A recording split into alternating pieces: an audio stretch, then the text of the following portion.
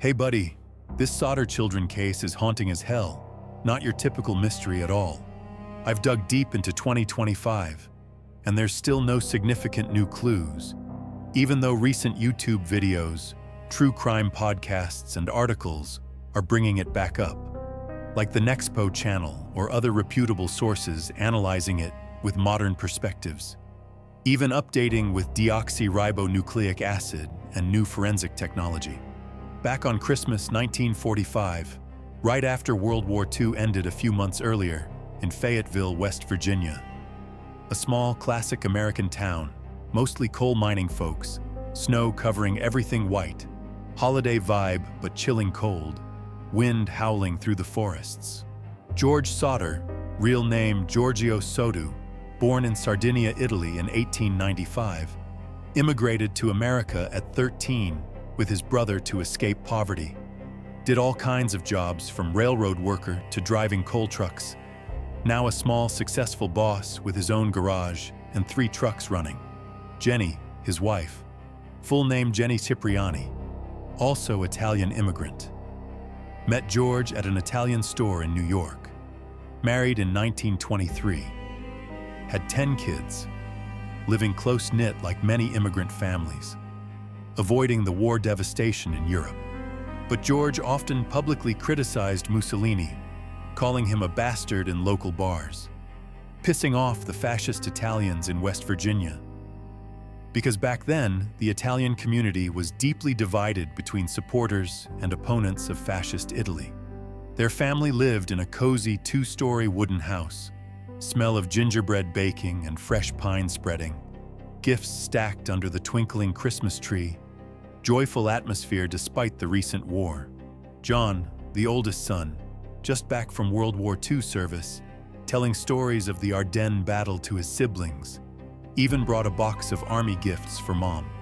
The kids included John, 23 years old, dealing with war trauma, George Jr., 16, mischievous and liking to fix cars with dad, Marion, 17, helping mom with housework and selling at the local grocery, Sylvia, too tiny and sleeping with parents downstairs. Then the 5 missing ones. Maurice, 14, energetic, loving soccer and helping dad haul coal on weekends. Martha, 12, pretty, often singing Italian folk songs mom taught her.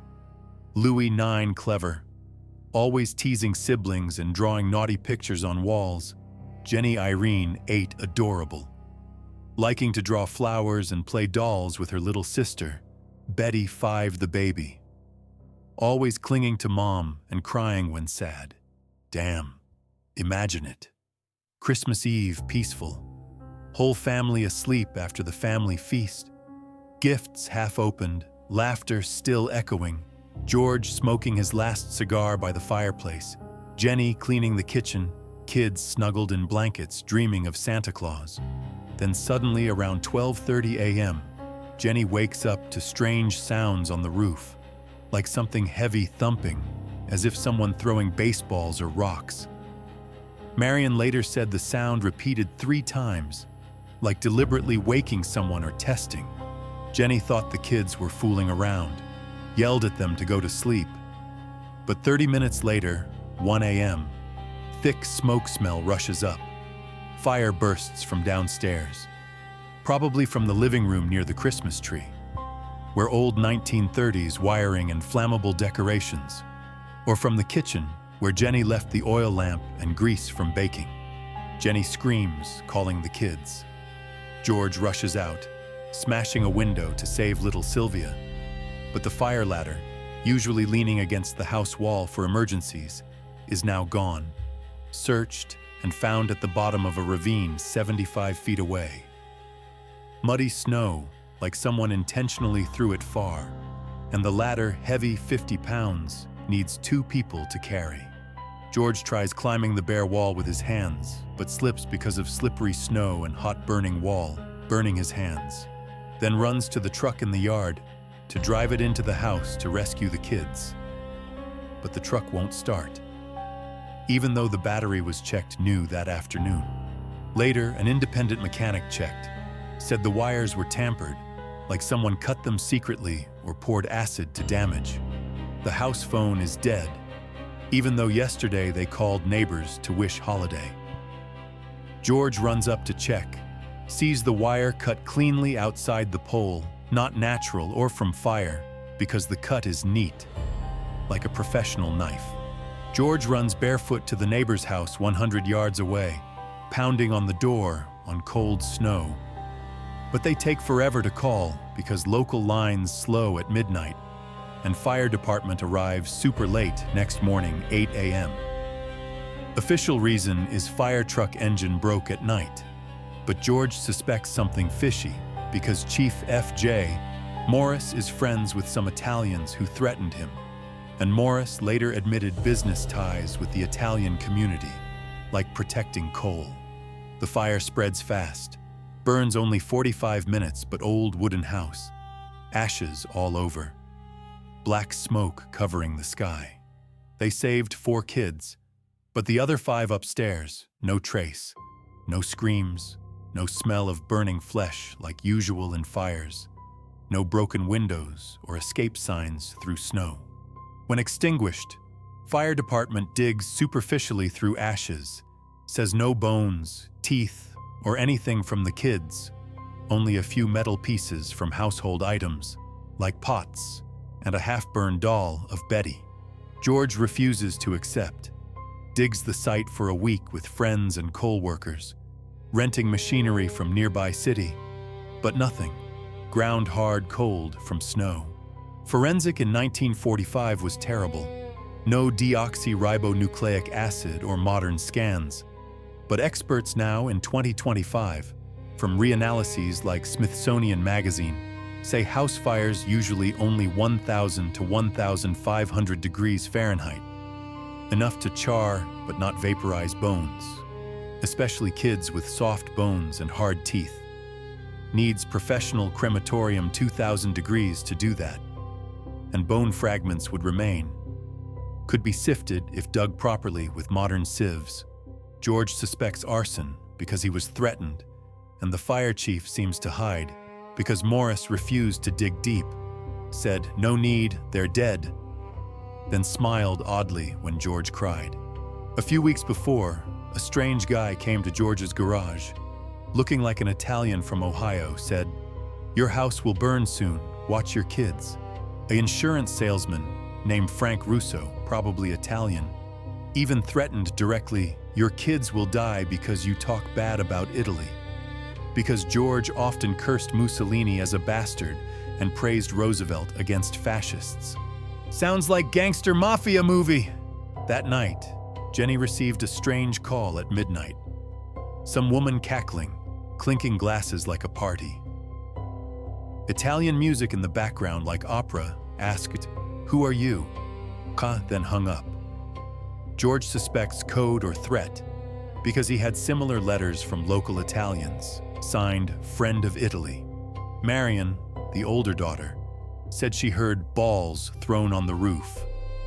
Later, neighbor witness said it was fireballs, like intentional fireballs thrown from outside, perhaps from gasoline or war-leftover chemicals, because World War II just ended.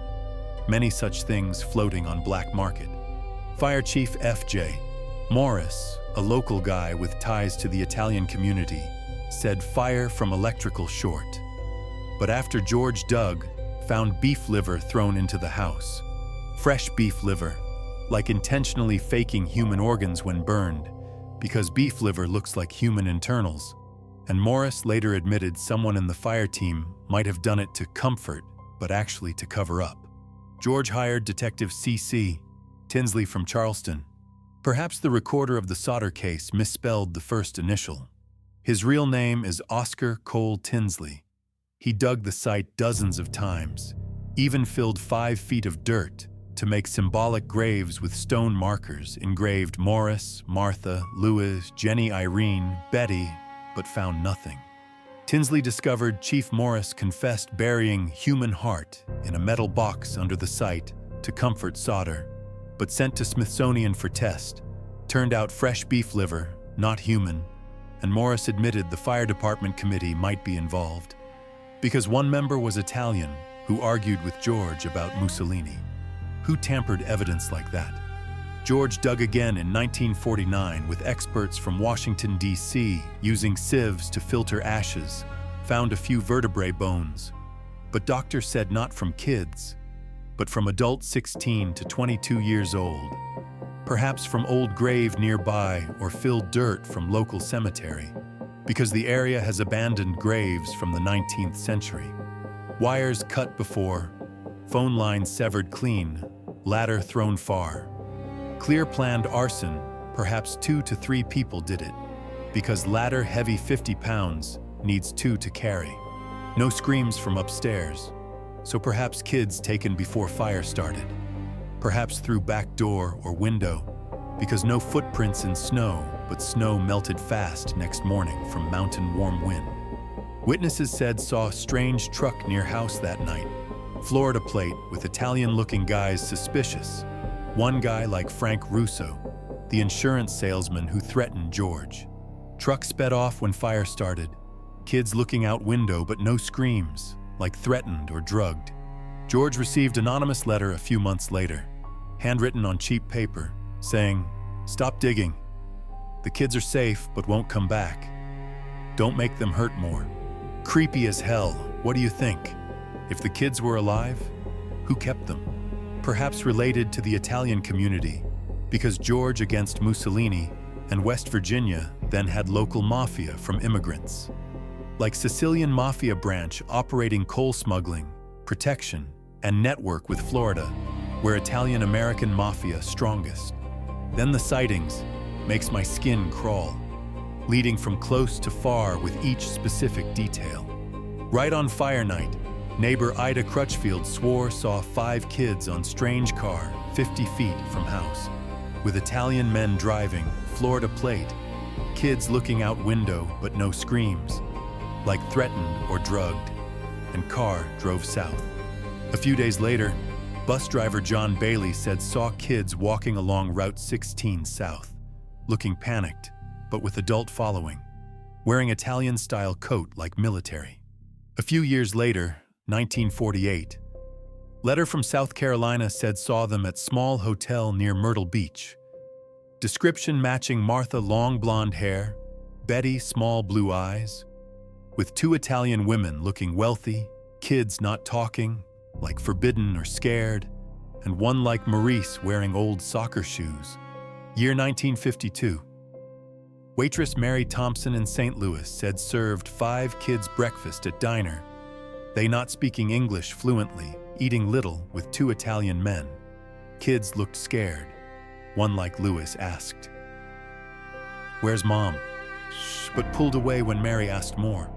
Year 1967, Jenny received photo of young man about 30, written Louis Sodder, I love brother Frankie. Lil boys. A 90132 or 35 dash. Looks like adult Louis, black hair, big eyes, familiar smile, sent from Kentucky. No postmark. George hired detective to track, but lost trace in Florida, where large Italian community. Year 1968, witness said saw Maurice and Martha at Charleston bar, looking older, talking with Italian guy. But when George arrived, gone, like warned ahead. Even 1980s, reports saw older Betty in New York, working Italian restaurant, but she refused to meet, said, I know nothing, don't ask. Year 2025, some new sources like podcasts say have deoxyribonucleic acid leads from descendants uploaded to Ancestry, but still negative, only match distant relatives in Italy, not clear related. FBI file still hidden to year 2025. Though Hoover promised help, George year 1947 through personal letter. Perhaps because Cold War-related Italian-American politics don't want to dig mafia-tied government, because then Mafia Italy cooperated with CIA against communism through secret operations. Time World War II. Black market adoption Italian immigrant kids common, because war made many orphans. Mafia smuggled kids for rich infertile families in Florida or New York. high price to $5,000 each, and blonde Italian kids like Martha easy sell. There are many theories worth thinking, I've thought, and many experts proposed.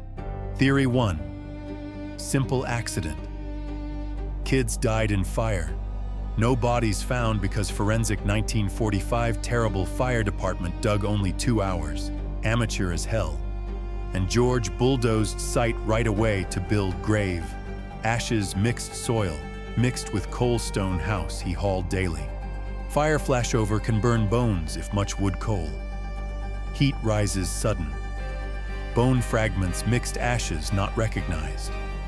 Experts now like Smithsonian year 2024 say possible, because house fire sometimes reach 1800 degrees if good ventilation, and snow cool fast, but ashes keep heat. But George denied, because he dug 7 feet, hired expert from Washington, D.C. used sieves filter ashes, still nothing. And kids no screams though open windows, no char meat smell characteristic. Theory 2. Grief delusion. Family couldn't bear loss. Self-imagined kids alive to endure. Deny reality. Psychology says heavy grief makes people hallucinate, so sightings perhaps fake, from newspapers then exaggerated to sell, or neighbors comfort by lying. But why Lewis photo match face detail, handwriting, and letters from many different places? Not coincidence. Theory 3. Mafia kidnapping. George against Mussolini, so pro-fascist Italians revenge, grab kids, burn house cover. West Virginia had large Italian community post-war. George threatened many, and sightings in Florida, Sicily match mafia network, then smuggling coal, weapons. Number A90132 on photo, perhaps Italian prisoner code or adoption ID from black market. Locals now still believe mafia and police involved, because Chief Morris, member of coroner's board, could hide death report. Theory 4. Local cover-up. Fire department and police involved arson, perhaps land dispute or George business debt coal, hide bodies to avoid federal investigation. Chief Morris confessed tamper, and fire department committee had Italians who argued with George about politics. But why take 5 kids without trace, and sightings later from far like South Carolina? Theory 5. Kids escaped, but died later. They escaped through back window, ran into cold snow forest, died from hypothermia or road accident. Bodies eaten by animals or buried hasty by neighbors afraid involved. But no footprints in snow, and sightings later at hotels. Diners match kids alive. Theory 6. Human trafficking. Post-war time, kids sold into black market adoption or labor. Because Italian kids, beautiful, easy sell for rich, infertile families. Sightings at hotels, diners match kids moved often. And Martha blonde hair, ideal target. Theory 7. Government conspiracy, related OSS, CIA predecessor, because George had brothers in Italian army. Might know World War II secrets about Italy-US deals. Kids taken to silence. But evidence weak, only based distrust government then, like Watergate vibe. Theory 8. Mistaken kidnapping. Arsonists mistook target. Thought Sodder house was other house with mafia debt. Grabbed kids for revenge, but later not release because afraid reveal. But why no ransom and sightings lasting? Assume Italian mafia took kids to revenge George. They hid in house, heard strange roof sound, grabbed through back door before fire burst, used chloroform drug for silence, taken by Florida plate truck. Kids taken to Sicily or New York, lived under new names with fascist family, taught to hate America and Mussolini as hero. Gradually forget memories. 1967 photo from Italy. Lewis tried contact through anonymous letter but hide identity because afraid mafia hunt if revealed. And number A90132 is mafia internal code or adoption. FBI hide file because related political Cold War with Italy, Don't want dig mafia tied US government through OSS. Damn. If true, kids grew up not knowing roots. Maurice, perhaps port worker in Palermo. Married, had kids. Martha married Italian. Housewife in Naples. Louis sent photo to remind siblings but not dare return because afraid harm new family. Betty and Jenny Irene forget all American memories. Live like normal Italians. Perhaps have grandchildren now. George died 1969, full of regret. Jenny waited until 1989. Remaining family still search through deoxyribonucleic acid databases like 23 and Me and GD Match. But wait. New technology like deoxyribonucleic acid test old ashes or AI check Lewis photo shows perhaps old Photoshop or coincidence with other child from Italy. Because black-white photo, easy mistake. Site filled, can't dig again.